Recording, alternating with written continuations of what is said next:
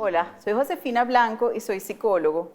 Y les voy a hablar de mindfulness al servicio de la salud en el marco de los 20 años de la psiconeuroinmunología en Venezuela. En el video anterior hablamos de mindfulness en general. Queríamos darles una idea de qué significa esta palabra mindfulness y cómo se puede aprender.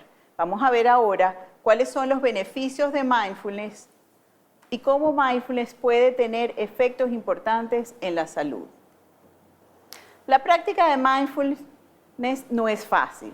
Es una práctica que requiere de constancia, requiere de paciencia, disciplina. Lo digo por experiencia propia. Cuando yo empecé a practicar mindfulness, la verdad, primero no estaba muy segura de para qué servía. Y después me costó un poco incorporarlo dentro de mi rutina de vida. Sin embargo, después de muchos años practicándolo, puedo decirles que estos efectos de los que les voy a hablar son verdad. Podemos hablar de los efectos de mindfulness a corto plazo. ¿Qué sucede en nosotros cuando estamos practicando? Y también de los efectos a largo plazo, después de tiempo practicando, que son efectos muy importantes cuando pensamos que puede ayudarnos a prevenir enfermedades. He tenido la experiencia de trabajar con personas que hacen entrenamiento en mindfulness, un entrenamiento de 8 semanas basado en el entrenamiento del gran maestro Jon Kabat-Zinn y del grupo de Oxford de Mark Williams. Este entrenamiento de 8 semanas tiene la particularidad de buscar que las personas aprendan a prestar más atención a su vida y a lo que les acontece. Algo que hemos encontrado de las personas que participan en el entrenamiento es que cuando termina el entrenamiento aumentan los niveles de atención al momento presente. Esa divagación de la que hablábamos en el primer video, que es normal que encontraron los investigadores, se reduce. Las personas dejan de divagar tanto mentalmente. Otra cosa que encontramos absolutamente importante y en verdad era prácticamente por lo que las personas asistían al entrenamiento, es que se reduce el afecto negativo.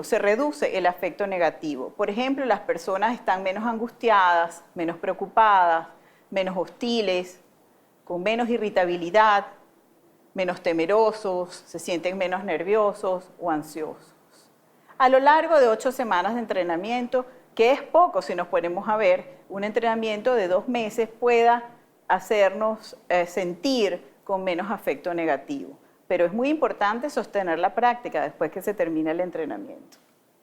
El afecto positivo se incrementa, algo que además es muy valioso hoy en día que sabemos que no nada más vamos a buscar reducir malestar, sino que también debemos potenciar el bienestar.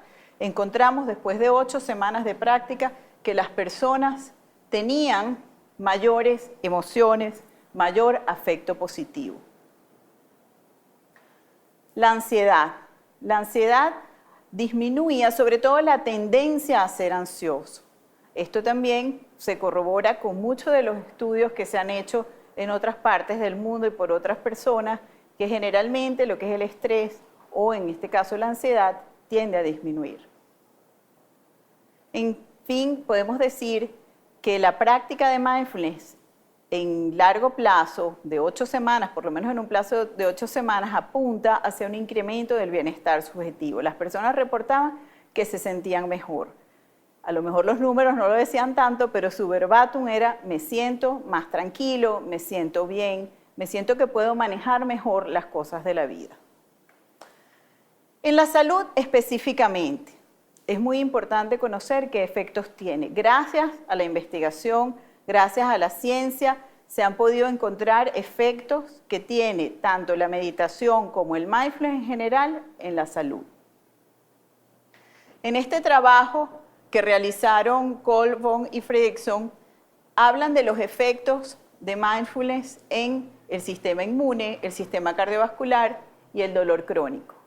Me voy a referir primero al sistema cardiovascular, en el cual han encontrado que hay una reducción de la tensión arterial y de la frecuencia cardíaca en el momento de la práctica, el cual empieza a sostenerse a largo plazo fuera de los momentos de práctica en las personas que están entrenándose.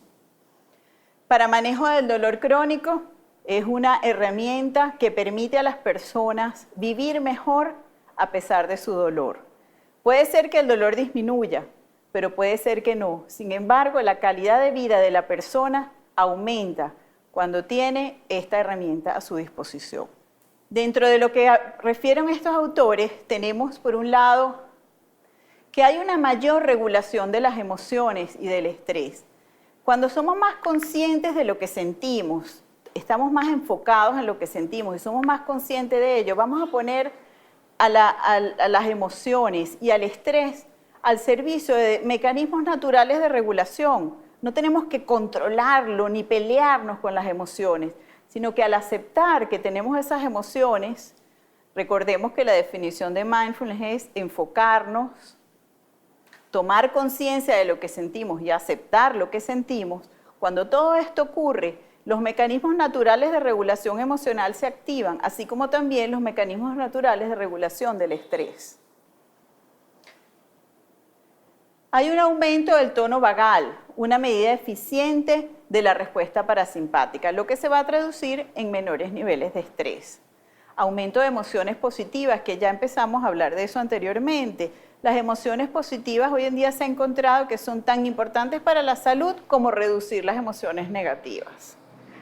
Hay un aumento de cercanía social y nos preguntaríamos, una práctica tan individual como meditar o como estar consciente de mí mismo, pareciera que uno estuviese un poco ensimismado, ¿me acerca más a los demás? Pues sí, me acerca más a los demás, porque al ser más consciente de mí mismo y tener una mayor regulación emocional, también voy a tener la posibilidad de conectarme mejor con los otros.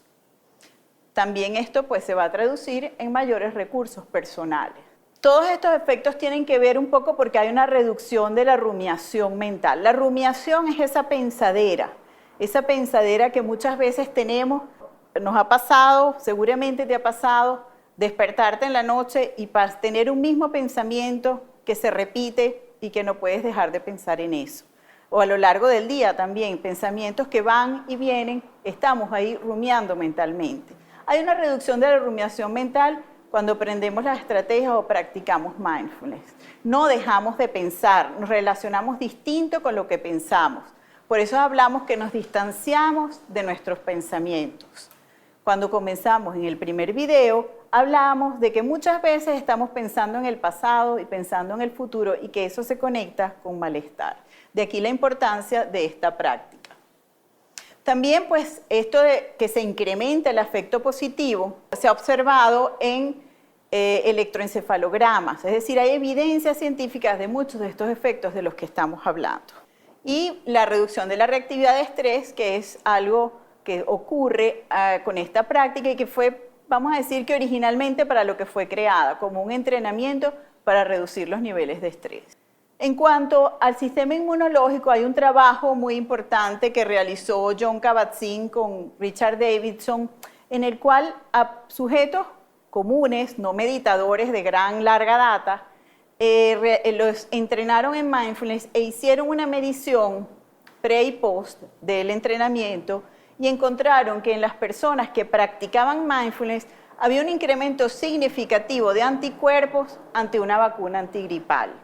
De ahí, pues, se están desprendiendo investigaciones que relacionen los efectos de estas prácticas con una mejoría en lo que sería el sistema inmunológico. En cuanto a los efectos y beneficios, tenemos que estar muy agradecidos de los avances en las neurociencias. Los avances en las neurociencias han permitido conocer, y en los avances en las neuroimágenes han permitido conocer los efectos de mindfulness en el cerebro. Esto es importante porque nos da evidencia desde un punto de vista científico, no nos deja nada más con lo que las personas refieren y que cómo se siente. Los pioneros o las personas que más han contribuido a conocer los efectos de mindfulness en el cerebro son Davidson, Siegel, Lazar, y todos estos autores han trabajado tanto con grandes meditadores, monjes meditadores, han hecho mediciones en ellos, como con personas comunes y silvestres que dedican unos minutos al día a esta práctica. Así que no tenemos que asustarnos y pensar que estos beneficios nada más se logran si nos vamos a un templo a meditar y pasamos toda nuestra vida en eso. Podemos incorporar pequeños momentos de práctica día a día y con eso vamos a obtener muchos de estos beneficios. Veamos qué nos dicen lo que ellos han encontrado de cambios en el cerebro a corto plazo.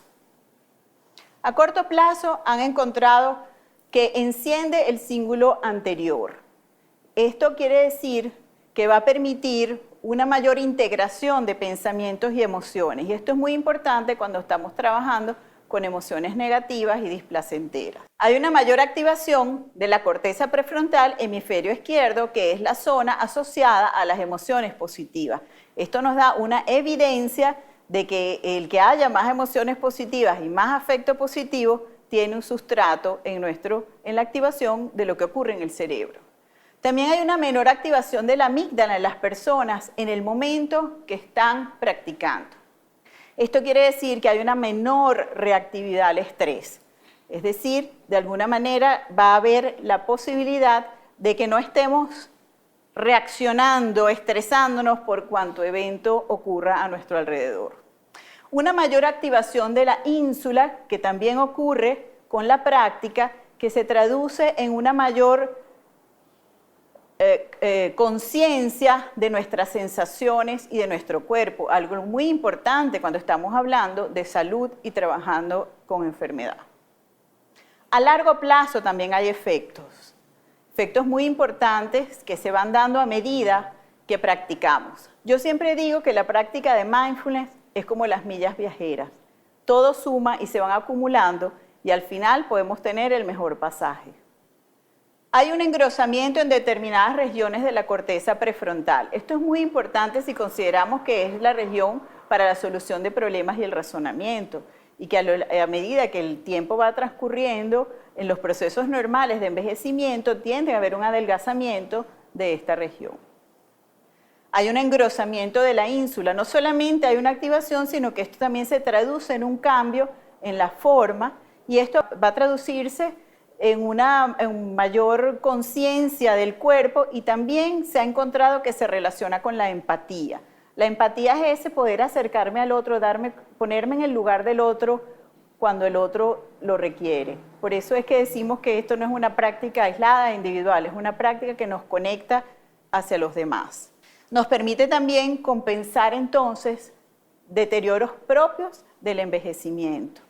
Algo muy importante, trabajos que ha hecho Sara Lazar ha encontrado que en las personas que sí tienen muchos años practicando hay menor deterioro en cuanto a memoria y razonamiento, algo que, bueno, yo me imagino que muchos de nosotros queremos. Podemos decir que mindfulness es una práctica que favorece la salud y también es una práctica que puede ayudarnos a vivir mejor en la enfermedad.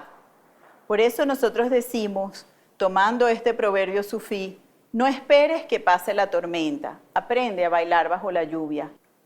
Con mindfulness podemos aprender a bailar bajo la lluvia, podemos aprender a vivir mejor a pesar de las condiciones, a pesar de los retos que nos imponga la vida. Muchas gracias.